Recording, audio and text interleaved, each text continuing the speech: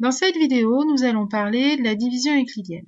Alors, déjà, on peut donner quelques informations sur le nom même de cette division euclidienne qui est en hommage à Euclide, qui est un grand mathématicien grec connu pour de nombreux ouvrages qui ont étudié et la géométrie, mais également l'étude des nombres, la technique des nombres, l'arithmétique.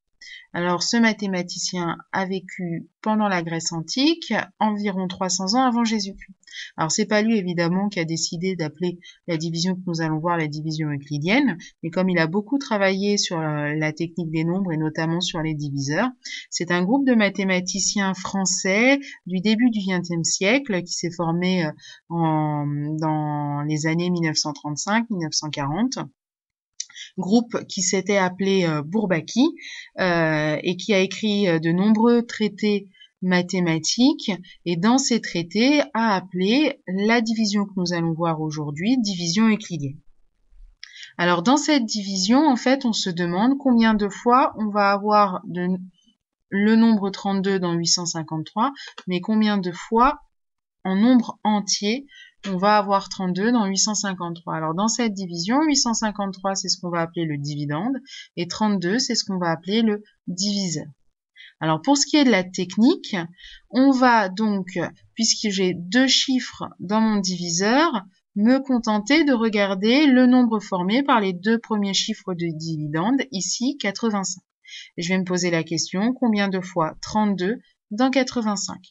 Alors sur mon brouillon, je peux me faire la table de multiplication de 32 rapidement pour m'apercevoir que combien de fois 32 dans 85 ? 2 fois, parce que 2 fois 32, ça fait 64, alors que 3 fois 32, ça va faire 96, et que c'est plus grand que 85, donc c'est trop.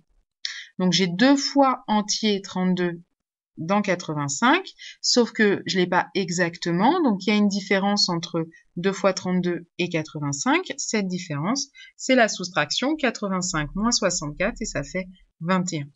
Comme je me suis intéressée qu'aux deux premiers chiffres de mon dividende, je vais abaisser le chiffre des unités et maintenant me poser la question combien de fois 32 dans 213. Alors, je regarde à nouveau ma table de multiplication de 32 et je vois qu'on y va 6 fois. 6 fois 32 qui est égal à 192.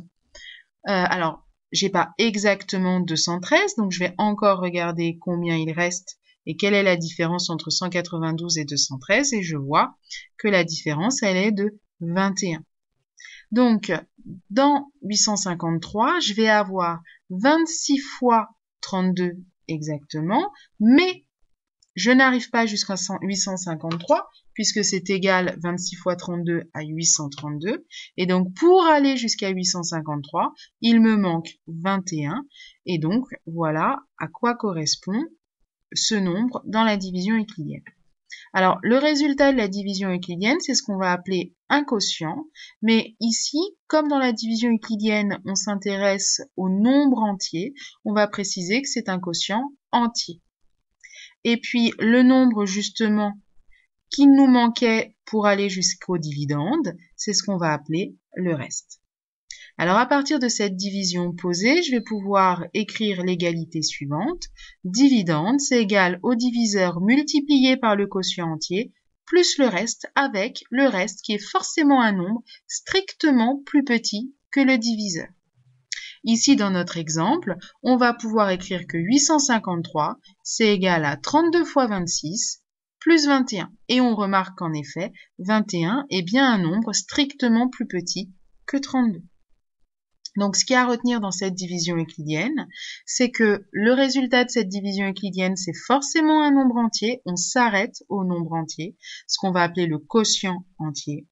Et que, comme on n'a pas exactement la plupart du temps le diviseur multiplié par le quotient entier qui est égal au dividende, eh bien, il nous faut ajouter ce qu'on appelle le reste, et que le reste est forcément plus petit que le diviseur. Et donc, il vous faudra savoir aussi écrire l'égalité correspondant à votre division.